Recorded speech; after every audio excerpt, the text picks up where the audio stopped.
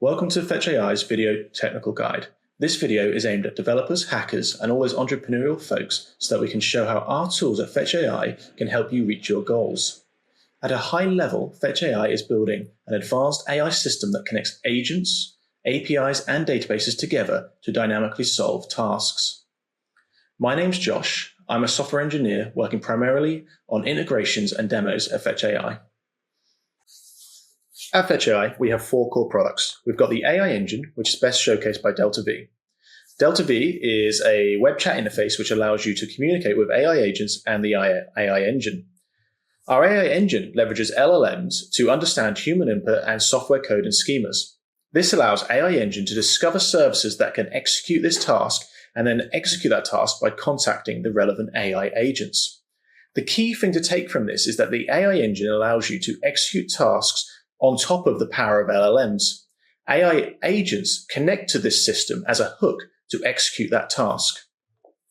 Another one of our core products is Agentverse. Agentverse is a web platform where you can build and run AI agents. These agents then can be registered as a service, which allows them to be found by the AI engine, and then possibly your task, that agent, will be executed when the AI engine is looking for that kind of service. So let's go ahead and have a little bit of a tour of Agentverse. So if I just sign in, we need to sign in to be able to write agents within the system and also deploy them as services.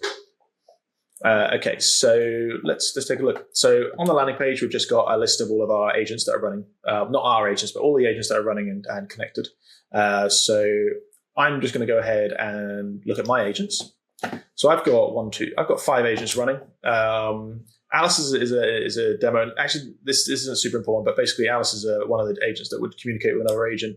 We've got basically 0, dungeon dice roll, settlers of tartan, and storage agent. For this brief kind of producty tour, I'm going to just do a new agent, and I'm going to use this request data from a website because that sounds kind of cool. Price feed data request agent, submit.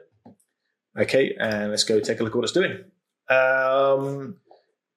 Great. So it looks like this is okay. So it's getting BTC price from APICoindesk.com, and there's a function called getBTC, and this uses the request library. This request library for that URL checks if we get some data, and on interval calls it every 10 seconds. So nothing crazy. It doesn't have a model defined, but we could always update that, so this could be a service. If I run this, I'm expecting this to, every 10 seconds, give me a price. Do I need to put an API key in? It doesn't look like it. The BTC price, no, the special threshold, fine. The current price is 42,000. Okay, cool. We can see that's working. And let's stop. For our agents, in fact, let's keep that running. If we go to services, we can generally create a service for an agent. I have 2 services running. I've got settlers of tartan and dice roll. For now, these aren't super important, but they are very important. A service effectively is how the AI engine knows to find your agent. So what you write in your service is very important, but we will come back to that. We've got stats for our agents that are running. We've got the mailroom. Effectively, the mailroom is a way for you not to need to run your agent online all the time. So if you have an agent running on your home device, you can effectively have Agentverse store messages for your agent that would be sent to it that can be retrieved when your agent comes back online. And that ultimately is the Agentverse suite. If I quickly go back to services and just give you a quick intro of what's going on here. I have an agent called Settlers of Tartan. I have a description which says this agent represents a board game. It's a tabletop game. This agent gets a dice roll for the user. So it's quite a simple agent. And I have a model on here which says, a field description, of a model that says the value of the dice is an integer. This value should be looked up from another task or service. So I'll quickly save that. And if I go to my agents real quick, and I go to Settlers of Tartan, you'll see that I have this request model here, and it just says dice with an integer. And what's happening here is when a message comes through, this effectively returns the value for a dice roll. But this service doesn't have the value of a dice roll. It requires it to return it. And I have another agent called Dungeons Dice Roll that does return a dice roll value based on the number of sides of the dice.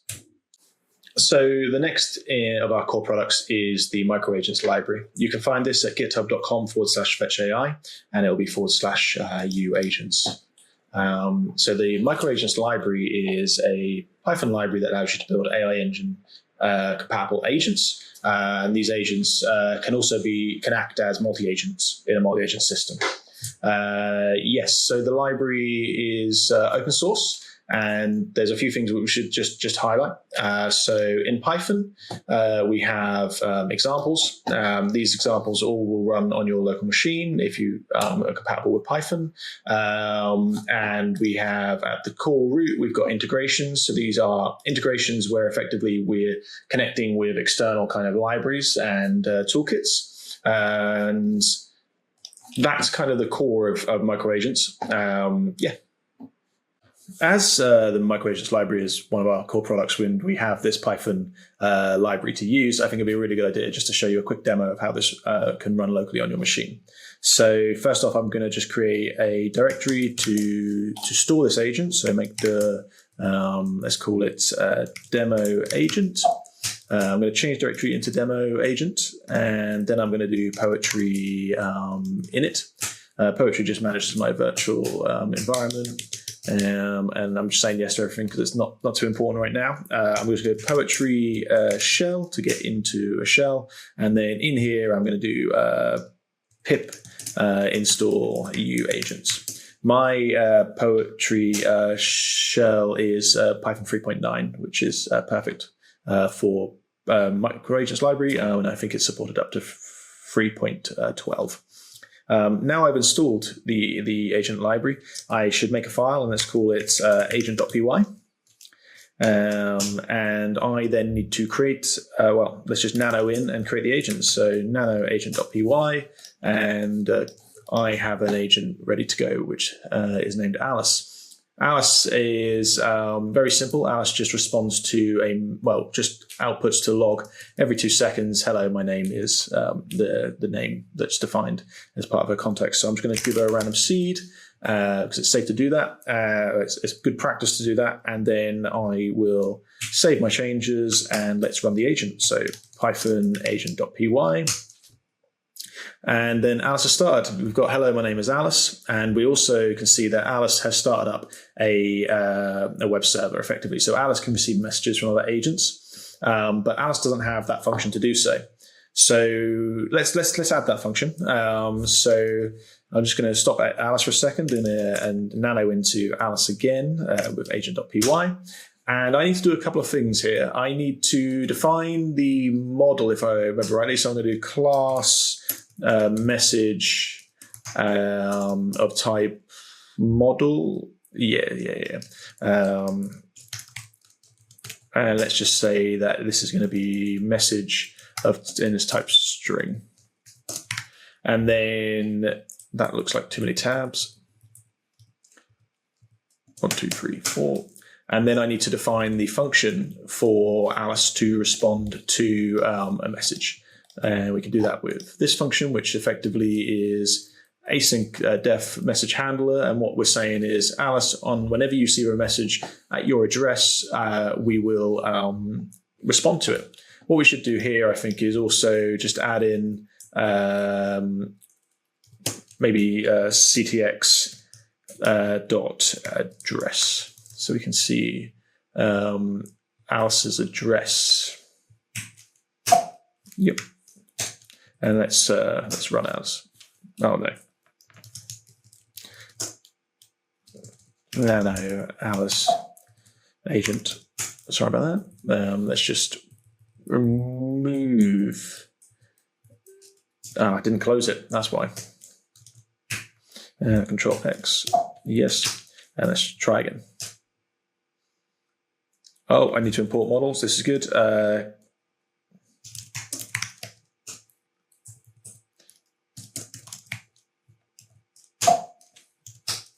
Now, third time's a try. Great. So we can see when I print out now my name, I also see my agent address. Now, the agent address is kind of important because in a local setting, when you are sending a message, you need to know the agent's address of who you're sending the message to. Great. I realized it would be really great if we could show an example of how an agent communicates with another agent. So I think we're going to go and do that now. The first thing I need to do is open another window. And let's change the directory into our working directory, which is demo agent. Let's get into the poetry shell and let's create a new agent. Let's call this agent bob.py. And let's edit on in there to Bob, and let's paste in our new agent. So this agent's really simple. There's a few things though that you'll need to be aware of. Firstly, the address is the address of Alice. You can see Alice has been printing out her address every couple of seconds. We need this address because this address is how Bob knows how to contact her. We've got the model message, which is the same as Alice. It was defined in the Alice's agent.py script. We then initialize the agent Bob. We give him the name, we give him a seed, and then we say his endpoint is a localhost on port 8001, and we obviously define his port as well as 8001.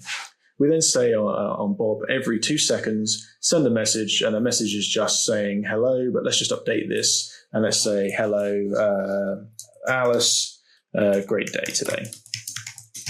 And then we send this every 2 seconds. I'm just going to quickly update this to do it every 4. And then I'm going to save that. Yes, and I'll run Bob in a moment. The key thing I want to do also is to show you the changes I made to Alice. So cat agent. So Alice had a couple of changes as well. Alice imports fund agent if low from uagent.setup. This is quite important because it effectively gives Alice credit to register to the Almanac contract, and that means that Alice can be found by other agents. And I think they are the core changes. So let's keep Alice running and let's start bob.py. Okay, great. So Bob started, Almanac registration is up to date, and Bob has started on 8001. So you are now seeing on Alice is receiving a message, and it's from the address of Bob, and it says, hello, Alice, a great day today. Now, of course, these messages could be far more complex. They could have much more complex objects, and of course, Alice could respond. For more examples of this, the best place to go is Fetch.ai /docs/guides, and there'll be plenty of examples there to get you going. Finally, we have our blockchain product at Fetch.ai. Our blockchain is supporting the Almanac contract, like messaging fees for the agents. And this is best seen really with the Almanac contract. The Almanac contract is a ledger of agents who are registered, discoverable by the AI engine, and effectively who have paid. For the blockchain, we also have CosmPy, which is a Python library which allows you to basically send transactions and validate transactions, interact with smart contracts with any Cosmos-based blockchain. Okay, we've signed in, so let's define our task. Well, as we know, we've got 2 agents running in my account on Agentverse, representing a dice roll and a board game called Settlers of Tartan. So let's say I need a dice roll for the board game Settlers of Tartan. And I assign them to the service group board games. It's good to kind of assign services to a service group that best represents them, because it means AI engine can look them up faster and work out relations. And let's start. So my message is sent off to DeltaV, and DeltaV is trying to work out what that means. It's found a task, or AI engine has found a task called Settlers of Tartan, which it thinks matches what I'm after. So it starts working on this task. It gets a dice roll. I'm going to confirm it needs to do that. And yeah, it should effectively ask me how many dice sides it has, and I'm going to say this dice has 80 sides. Now, I need to confirm this here. this is kind of like a beta feature because we're using LLMs in the background. LLMs are can be tricky sometimes, so it's good in this kind of chain of communication to confirm the message effectively. But this shouldn't exist once DeltaV leaves beta. So now I've confirmed the sides. The subtask effectively will get that number, and the subtask will return to the main task, Settlers of Tartan, the dice roll. So I'm going to confirm the dice roll's 37. And this is actually like the key kind of power of the AI engine. The Settlers of Tartan and the dice roll services, they don't know anything about each other. They are compatible only because one effectively returns like the result another is looking for. I think of AI engine as like a platform that connects services that are independent of each other, and this is like for me the hook of what we're building. This is like really powerful because it means that you can have a chain effectively of independent APIs, data silos that are independent of each other but represented by agents, and therefore that kind of information can be chained and returned back in one command. As you can see though, DeltaV has finished this effectively, and it's returned my dice roll of 37, and I can then use that in my game. And you can see this message here, you use this value for the current dice roll, 37 is the message returned from Settlers of Tartan. So let's take a look at these agents in a little bit more detail and see how they work. Okay, we're back at Agentverse.ai. I'm going to quickly sign in. And let's get to these agents. So I've got two agents. I've got Settlers of Tartan and Dungeons and Dice Roll. So Settlers of Tartan is the kind of core like entry layer task, and it's really simple. This task effectively just says it needs another task effectively to be completed. So I define the model, much like we'll have seen in Alice and Bob beforehand. I define a protocol. So the protocol is very important because the protocol gets registered and therefore can be understood by the AI engine. And then we basically say on message, we need this model filled, it needs to be an integer, and we then print out the value once it's returned. There's a couple of, very important thing here that for DeltaV to work with your agent, you must specify the type as uagent response type.final. There are other extensions to these, and they can be seen on Fetch.ai/docs. The other agent is the dice roll. Now, the dice roll is exactly the same. It has a different protocol, but this dice roll needs the information number of sides, and that's an integer. This then returns the number of the dice roll result, and AI engine basically in DeltaV uses that number to return to Settlers of Tartan. Now, we're going to go back to services because this is really where it all works. And if I see my service, I can see that my title is Settlers of Tartan, and that's what we saw at the beginning with DeltaV. I give it a brief description, but the key thing is at the dice value of the field description, I specifically say that this value should be looked up from another task or service. This is telling AI engine that it needs to go away to get this value before this to populate this field. And yeah, that's critical. So of course, I specify the protocol and I will save.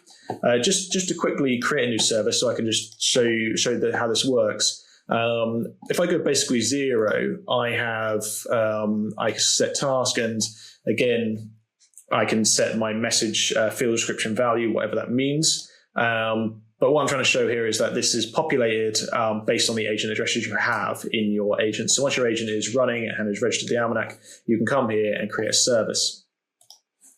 Yes, I will leave page. And going to dice roll, which is similar to Settlers of Tartan, I basically define the name. I give a description. Description is important, but the key thing again is the field description. And down here it says the number of sites provided should be from the task calling subtask.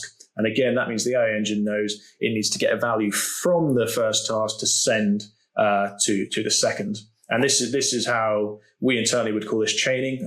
Multiple agents would reference that they need values from the previous or the next agent, and that would kind of build this kind of graph of agents communicating. Okay, cool.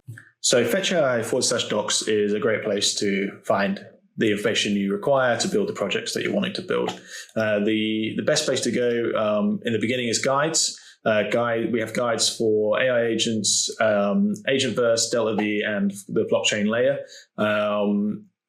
If you're trying to build things locally, you'll want to be looking at AI agents, where we've got lots of tutorials on basically all the features you need, and I've shown to build agents, communicate with each other, get data from external sources, and also have your agent run locally, but also be represented by a service on AI on Agentverse.ai, and then have your locally running agent running and connectable on DeltaV.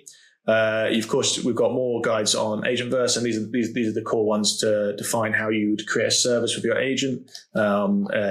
Again, we've got an example for the dice roll, and yeah, that's all really cool. Then the only other thing to add to, as I see it for the Fetch.ai docs, is that we've got examples for all the code we're running, and we're adding this every day. And yeah, that should get you moving really quickly.